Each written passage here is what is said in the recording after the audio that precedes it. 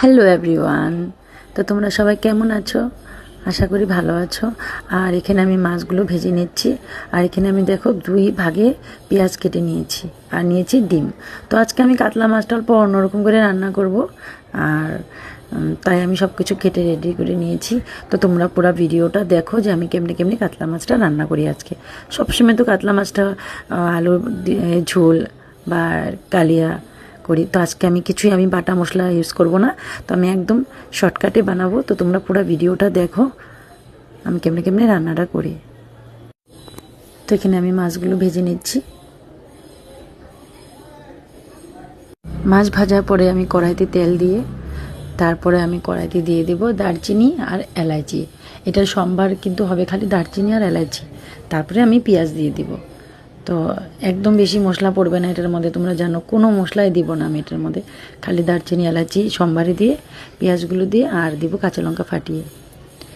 তো খেতে কিন্তু এত দারুণ হবে না, তোমরা একবার ট্রাই করে দেখবে, তারপরে আমাকে বলবে যে ভালো হয়েছে কি না। তো চলো আমি বাকি কাজগুলো করে নিই। তো এখন আমি আগে দারচিনি এলাচিটাকে একটু ভেজে তারপরে আমি পেঁয়াজগুলো দিয়ে দিব। পেঁয়াজগুলো দিয়ে এখানে পেঁয়াজগুলো রেডি করে নিয়েছি। এখন আমি পেঁয়াজগুলো এখানে দিয়ে দিব।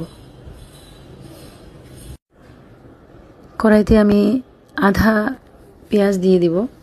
আধাটা পেঁয়াজ কেটে রেখেছি, আধাটা দিয়ে দিব। 2 ভাগ করে রেখেছিলাম, 1 ভাগ দিয়ে দিব আর 1 ভাগটা আমি রেখে দেবো। এটা অল্প পরে দিয়ে দিব, কেননা আমার মাছটা দিতে হবে।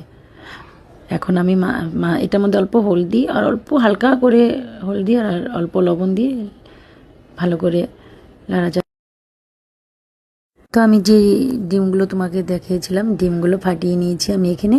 আর ডিমগুলোর মধ্যে অল্প করে লবণ দিয়ে আমি এখানে মাছগুলো, ভাজা মাছগুলো ডিমের মধ্যে চুবিয়ে চুবিয়ে আমি পেঁয়াজটার উপরে দিয়ে দিচ্ছি। এটা অল্প অন্যরকম করে বানাবো আমি তো বলছি।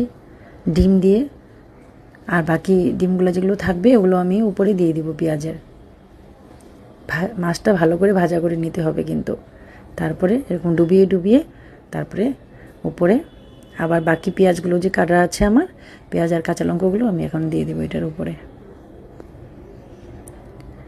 আর সত্যি এতটা ভালো লাগবে খেতে, তোমরা একবার ট্রাই করবে। না কোনো মশলা না কোনো কিছু, তা এত স্বাদ হয়েছে না কি বলবো। তোমরা একবার ট্রাই করলেই বুঝতে পারবে। ডিমটা দেওয়াতে না আরও একদম টেস্টি হয়ে গেছে আরও। আর এখানে আমি ঢাকনা দিয়ে দিয়েছিলাম। আর 5 মিনিট পরে পরে 3 মিনিট পরে পরে আমি উঠিয়ে ভালো করে দেখো পেঁয়াজটা যেন না লাগে, একদম গ্যাসটা কমিয়ে দিবে। আর অল্প আমি উপরে চিনিও দিয়ে দিলাম এখন। আর দিব অল্প ঘি। চিনি আর ঘিটা দিলে তরকারিটা অনেক টেস্টি হয়ে যাবে। তো এখন চিনি আর ঘিটা দিয়ে অল্প লাড়াচাড়া করে একদম আস্তে, একদম গ্যাস কমিয়ে কমিয়ে ঢেকে ঢেকে রান্না করব। দেখো আমার তরকারিটা মোটামুটি রেডি হয়ে গেছে। একদম গ্যাস কমিয়ে কমিয়ে রান্না করতে হবে, কেননা যেন পেঁয়াজটা নিচে লেগে না যায়। একদম কমিয়ে কমিয়ে গ্যাস। তো আমার তরকারিটা মোটামুটি রেডি। তো চলো, আমার ভিডিওটা যদি ভালো লাগে তোমরা লাইক কমেন্ট করো। আর